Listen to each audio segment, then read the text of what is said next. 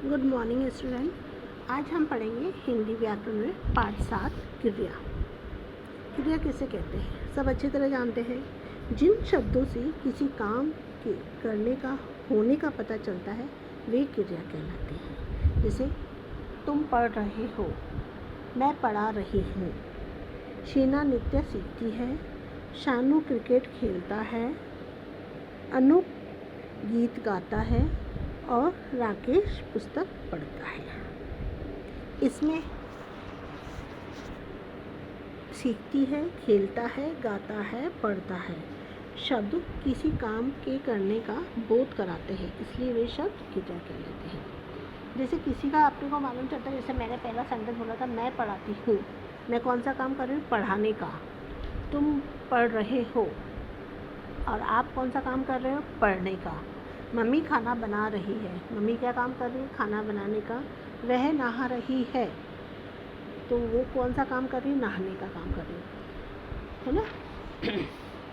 सोहन खेल रहा है, सोहन कौन सा काम कर रहा है? खेलने का काम है। यानी कि जिन शब्दों से किसी काम के होने का या करने का पता चलता है उसे हम क्रिया कहते हैं।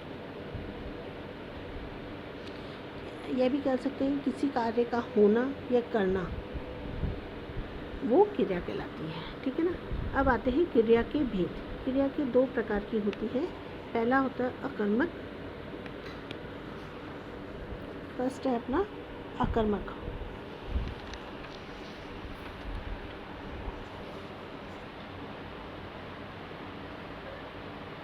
और दूसरा होता है अपना सकर्मक।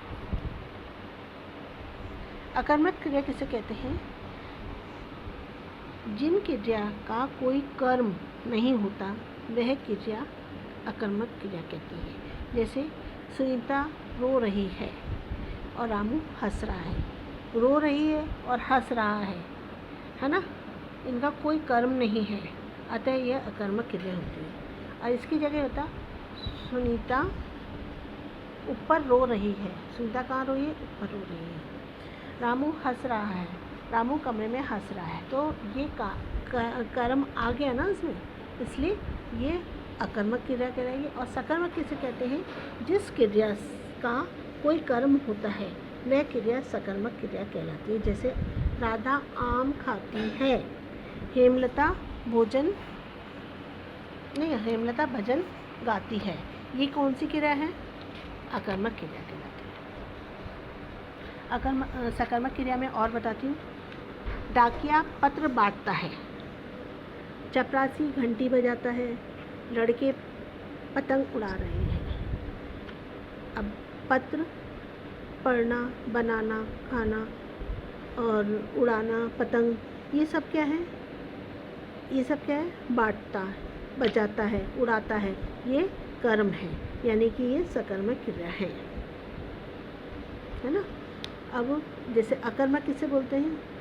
जैसे बालिका सो रही है, गीता हंस रही है, कुत्ता भौंक रहा है।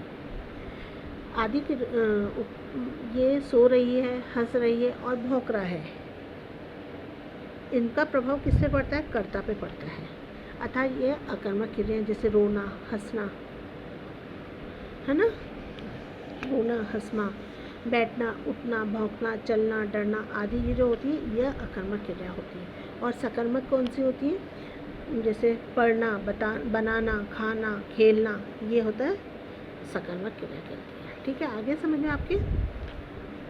अब आता है कर्म की पहचान। कर्म की पहचान किसे कहते हैं?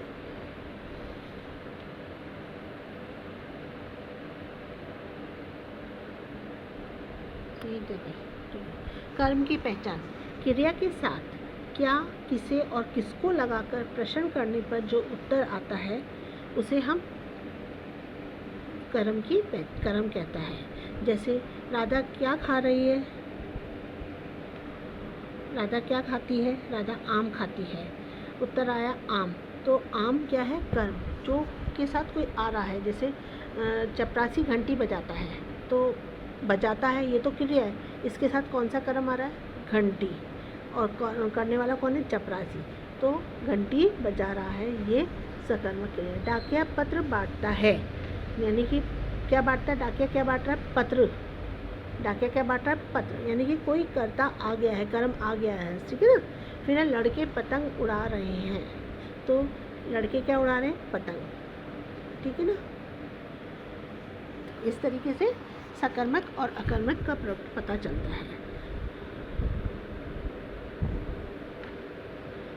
अब आते हैं क्रिया किसे कहते हैं। उदाहरण सत्य लिखिए। जिन शब्दों से किसी काम के करने का या होने का बोध हो वे क्रिया कहलाती है। जैसे अनूप गीत गाता है, अनूप गीत गाता है, बच्चे पतंग उड़ा रहे हैं, कुत्ता पेड़ के नीचे आराम कर रहा है ना, औरत बेंच पर बैठकर बातें कर रही है। ये सारी क्या है? क्रिया कहलाती है।